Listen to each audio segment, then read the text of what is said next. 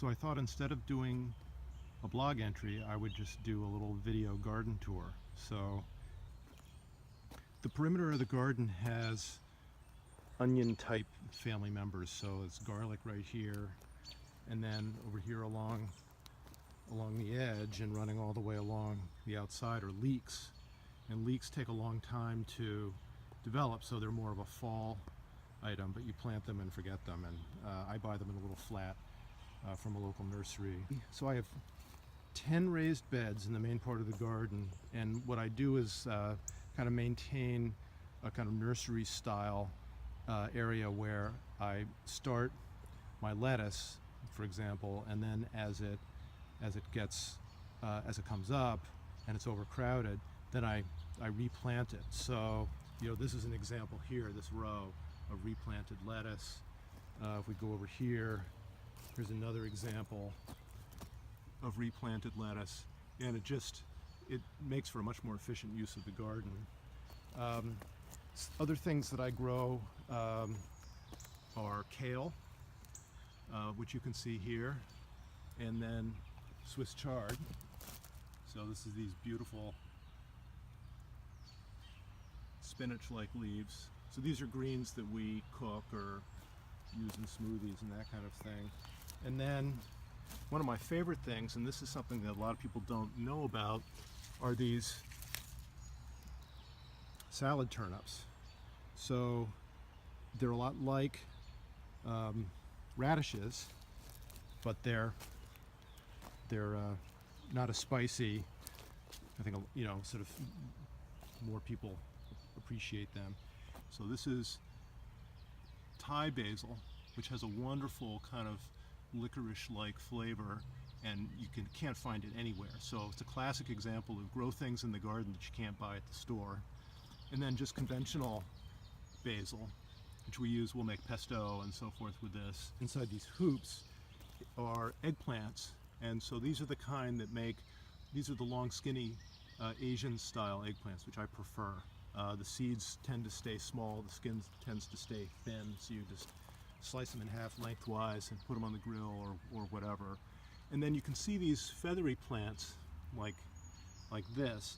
So this is dill, and it comes up on its own. I let it go to seed, and so last year it went to seed, and now it's, these plants come up and we use it in all kinds of things. It's great with potatoes and in salads and so forth.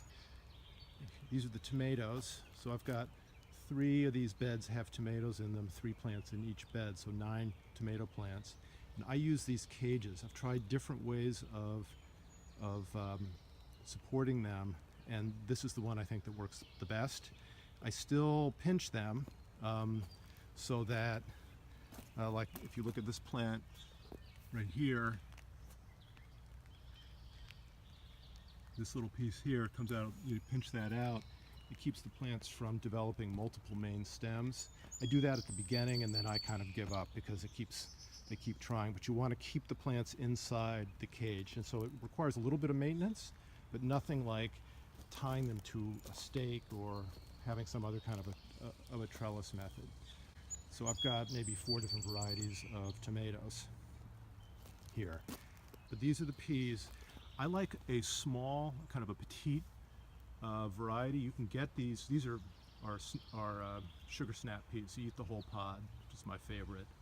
And these, you can get them where they grow 6 feet tall, but the problem with that is they're difficult to support, and they fall over after a rainstorm. We just had a rainstorm last night, but you can see these are small enough that they don't have all this extra weight, and yet they still produce tons of peas.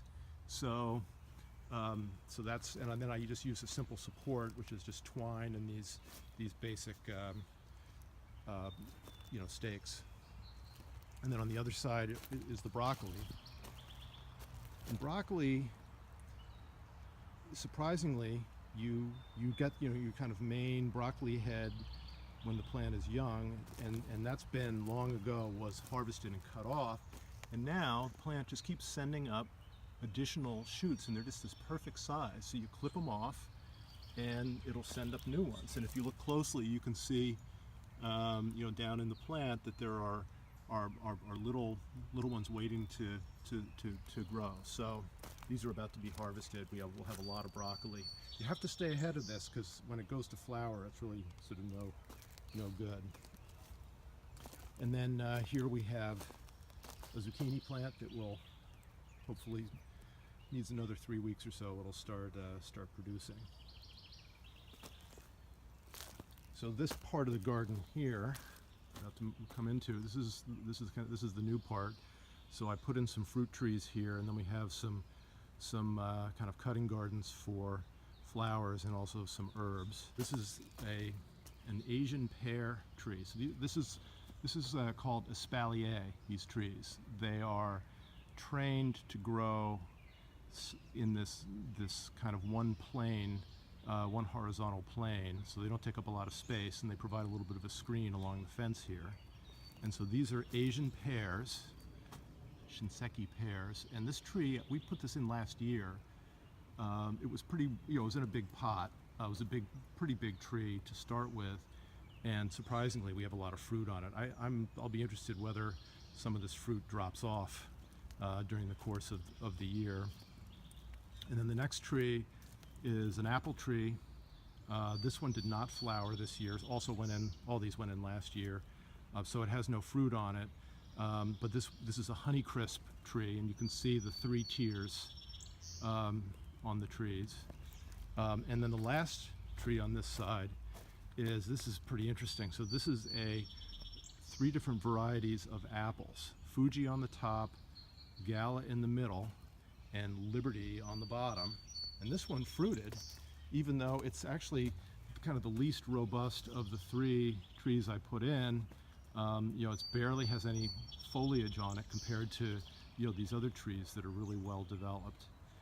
And then I got 2 trees last year in the mail from Rain Tree Nurseries in Washington State. This is a peach, and it's just amazing this year how it has taken off after having come as what they call a whip, just a single little stalk that we put in last year. So it's really taking off. We'll probably get fruit next year on this tree. And then the last fruit tree is another pear, and like the apple I just looked at, this is a 3-tiered pear tree. So 3 different kinds of European pears. I forget what they are. Well, there's a label here. One of them is a Highland, for example. So I have no idea what these are going to look like, but again, this tree came in the mail. This is also an espalier design, so I'm training it to grow sort of horizontal. You can't really do that with peaches, but you can do it with pears. So that's really, and then the last fruit item we have over here, this is a gooseberry bush. I'm actually about to harvest this. You can see the gooseberries and growing along here. And gooseberries, they're a relative of the currant family. They have a lot of pectin, so you can mix them with other fruits, making jams, and they help the jam, kind of gel and solidify. And they're great on their own. And again, talk about something you can't find in the store. Good luck finding gooseberries. That's my garden tour for, this is the middle of June, and this is kind of I wouldn't call this a peak point in the garden, because it's really kind of the changeover point where the lettuce is continuing and it's in full swing, but the tomatoes haven't come in yet, and we're starting to get other things that are kind of almost at the end of their cycle.